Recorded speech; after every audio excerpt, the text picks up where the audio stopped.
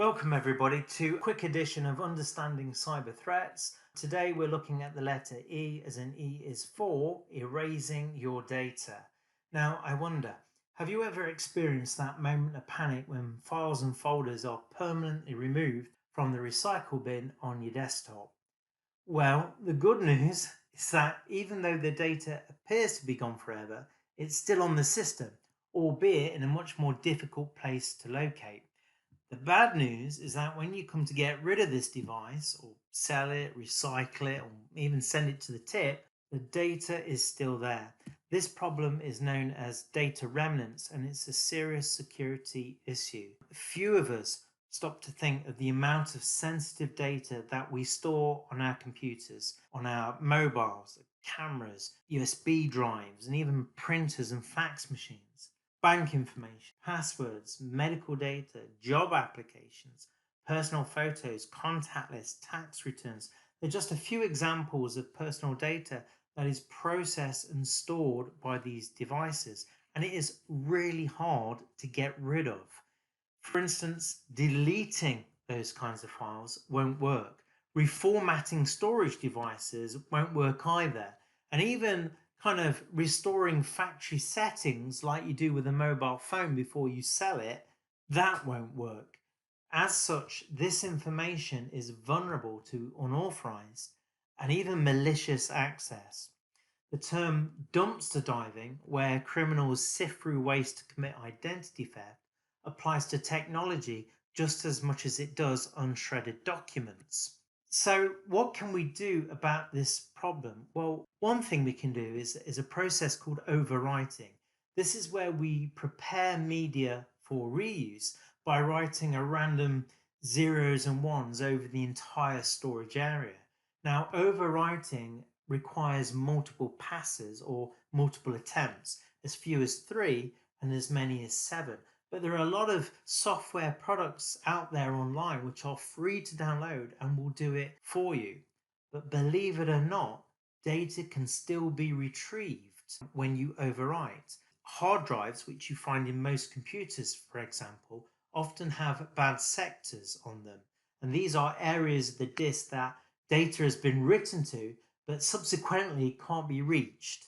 Many portable thumb drives as well are also notorious for data remnants.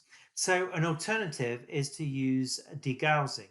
Now, degaussing is basically a massive magnet which you use to create a magnetic field which will corrupt the data on the media beyond the point of retrieval. And this works reasonably well for tapes, if you're a network manager or something like that. It works well on floppy disks if you've got a computer from the 1980s, and also on some hard drives, which most of us have. But there's still no guarantee. And degaussing will not work on CDs and DVDs because they're not magnetic. And again, it won't work on portable thumb drives or SSD storage space. So the final option that we have is destruction. And this is the most secure method of sanitizing media.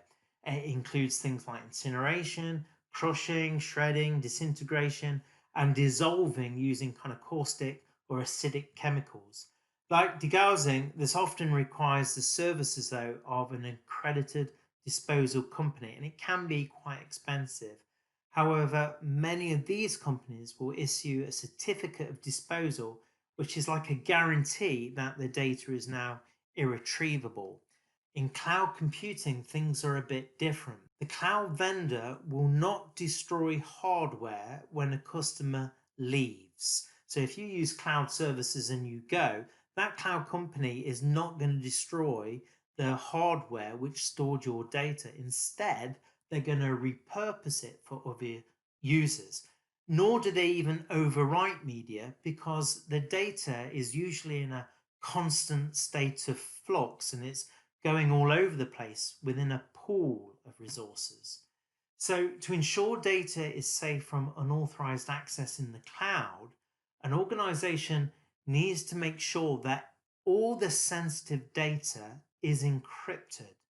And the keys to uncrypt this information requires safeguarding and they require destroying when you leave the cloud vendor. And that destruction of encryption keys is known as cryptographic erasure. But consider these issues very carefully if you use cloud services. There are other things that you can do as well. So many devices are able to encrypt data as it's stored. And this adds an additional layer of security when digital devices are disposed of. If you can, look for AES encryption because that's considered kind of unbreakable. If an organization tends to reuse media, then best practice dictates that subsequent data be of the same sensitivity or classification as the original data.